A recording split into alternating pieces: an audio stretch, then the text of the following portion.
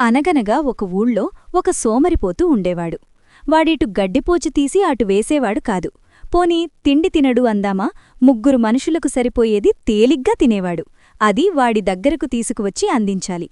ఆ ఊళ్ళో మిగతావాళ్లకి రాత్రింబగళ్ళు చెమట ఊడ్చి పనిచేసేసినా కడుపు నిండకుండా ఉండేది. వాళ్లు ఎన్నాళ్లు వేగుతారు ఈ సోమరిపోతుతో? ఊళ్ళోనించి తన్ని తరిమారు. ఆ పక్క గ్రామంలోనే ఇంకో కష్టజీవి ఉండేవాడు. వాడు ఒళ్ళు దాచుపోకుండా రోజల్లా శ్రమపడేవాడు. అయినా వాడికి తిండికి చాలనట్టు ఉండేది. ఆ గ్రామంలో మిగతావాళ్లంతా సోమరిపోతులు. ఒళ్ళు వంచి పనిచేసేవాళ్లు కాదు. దొంగతనాలు అవి చేసి ముప్పొద్దులా తినేవాళ్లు. అలాంటి వాళ్లు కష్టం చేసేవాళ్లని చూసి ఎలా సహిస్తారు? వాడిని అందరూ కలిసి కాకుల్లాగా పొడిచి ఆ గ్రామం నుంచి వెళ్లగొట్టారు. సోమరిపోతుకు ఊరికే తిండి దొరికే మరో ఊరు కావాలి. దానికోసం కాళ్ళీడ్చుకుంటూ బయలుదేరి కొంత దూరం పోయేవరకు బద్ధకం వేసి చెట్టుకింద పడుకుని నిద్రపోయాడు. ఇటు కష్టజీవి ఏ గ్రామంలో పని దొరుకుతుందా, చేసిన పనికి మెప్పు వస్తుందా అని బయలుదేరాడు. అతను దారిన వస్తూ చెట్టుకింద పడుకున్న మన సోమరిపోతును చూసి దగ్గరికి వచ్చాడు. అప్పటికి బాగా తెల్లవారింది. సూర్యుడు ఉదయించాడు. మన కష్టజీవి సోమరిపోతును పలకరించాడు. ఇద్దరూ తమ కష్టసుఖాలు చెప్పుకున్నారు. ఇంతలో పడమటి దిక్కున ఏదో ధగధగ మెరుస్తూ కనిపించింది. దాన్ని చలవరాతితో కట్టారు.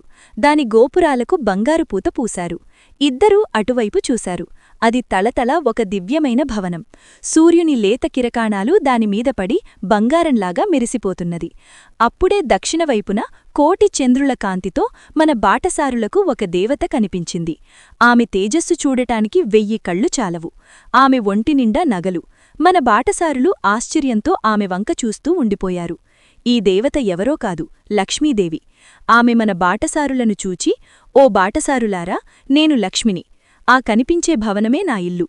మీరు ప్రొద్దుకూకే లోపన నా ఇంటికి వచ్చినట్టయితే మీరు బ్రతికి ఉన్నంతకాలము నాకు అతిథులుగా ఉండి భోగభాగ్యాలతో అనుభవించవచ్చు అని చెప్పి వెళ్ళిపోయింది. కష్టజీవికి ప్రాణం లేచివచ్చింది. ఇన్నాళ్లు కష్టపడితే పొట్టనిండలేదు.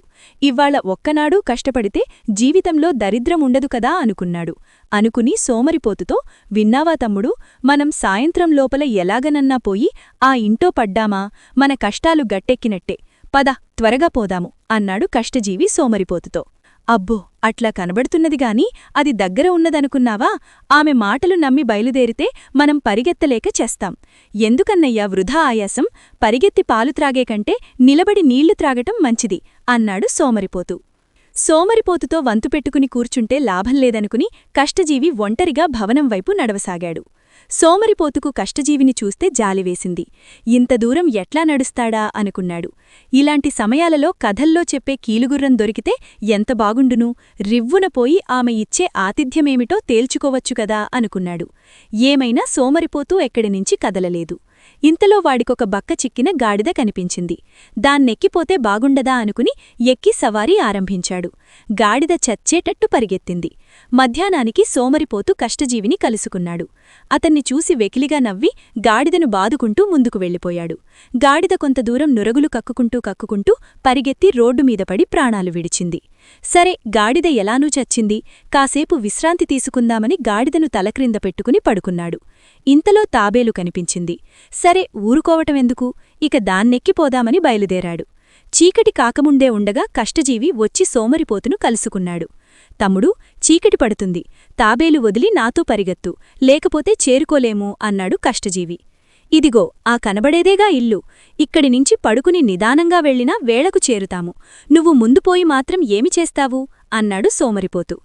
కష్టజీవి వీడితో లాగంలేదనుకుని పరిగెట్టటం మొదలుపెట్టాడు. చీకటి పడుతుండగా కష్టజీవి వాకిట్లో అడుగుపెట్టాడు. లక్ష్మీదేవి వాడిని ఆహ్వానించి ఇంట్లోకి తీసుకుపోయింది. సోమరిపోతు తాబేలు ఎక్కి మెల్లిగా వాకిటి దగ్గర చేరుకునే వరకు తలుపులు మూసుకుంటున్నాయి. తలుపులు తెరవమని దబదబా బాదాడు. మళ్లీ తలుపులు తెరుచుకోనే లేదు. ఛ, అనవసరంగా ఎంత శ్రమపడ్డాను. సరే, అయిందేమో అయింది. ఈ రాత్రికి ఇక్కడే పడుకుందాము అని వాకిలి మెట్టుమీద తలపెట్టి పడుకున్నాడు. తెల్లవారినాక చూస్తే సోమరి పడుకున్న చోట ఒక నత్త ఉన్నది. అదే మన సోమరి బాటసారి.